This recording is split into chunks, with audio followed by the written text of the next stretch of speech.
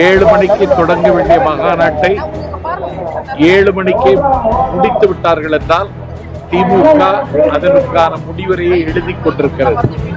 திமுக அதனுடைய இருப்பை இழந்து விட்டது. எங்கள் தலைவர் விஜய் தான் திமுகவுக்கு சவாலாக இருப்பார், அறைகூவலாக இருப்பார். திருவள்ளூர் மாவட்டம் சார்பில்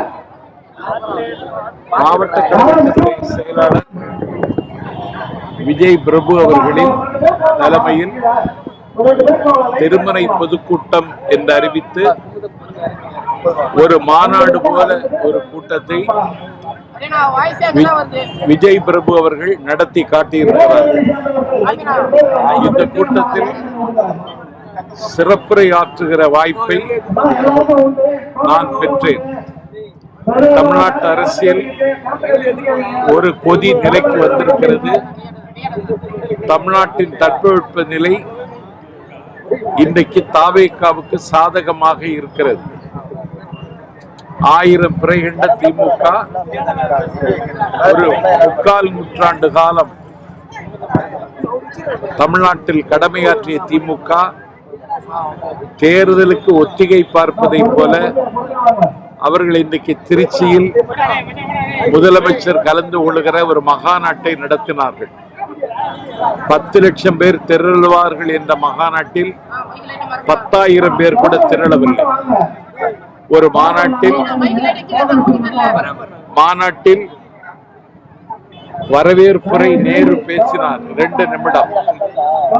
அந்த கட்சியினுடைய அவைத்தலைவரோ துணை பொதுச் செயலாளர்களோ வேறு நிர்வாகிகளோ சொற்பொழிவாளர்களோ யாரையும் பேச அனுமதிக்கவில்லை. முதலமைச்சர் மட்டுமே 40 நிமிடங்கள் பேசினார். 1 மணி நேரத்தில் ஒரு மகாநாட்டை முடித்து விட்டார்கள். 7 மணிக்கு தொடங்க வேண்டிய மகாநாட்டை 7 மணிக்கு தொடங்க வேண்டிய மகாநாட்டை 7 மணிக்கு முடித்து விட்டார்கள் என்றால் திமுக அதற்கான முடிவுரையை எழுதி கொண்டிருக்கிறது. திமுக அதனுடைய இருப்பை இழந்து விட்டது. திமுக எதிர்காலத்தில் அது ஆட்சிக்கு வரும் என்பதை தவிர அதை ஒரு கட்டமைப்பான கட்சியாக கூட இனி நடத்த முடிகிற வாய்ப்பு இல்லை.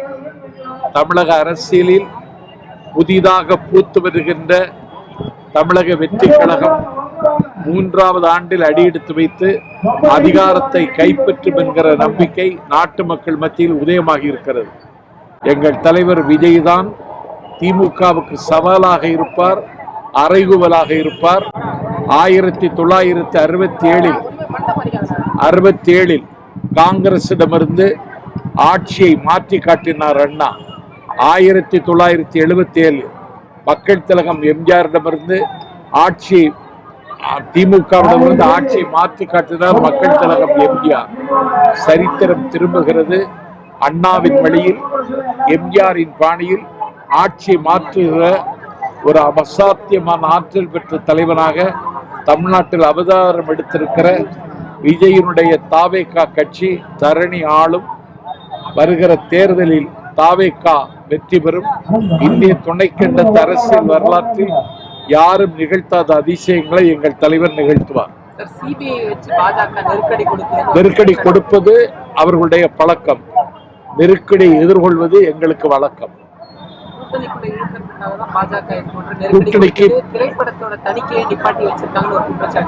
திரைப்படத்தினுடைய தணிக்கை நிப்பாட்டி வைத்திருப்பது அவர்களுடைய வக்கரமான அரசியல்.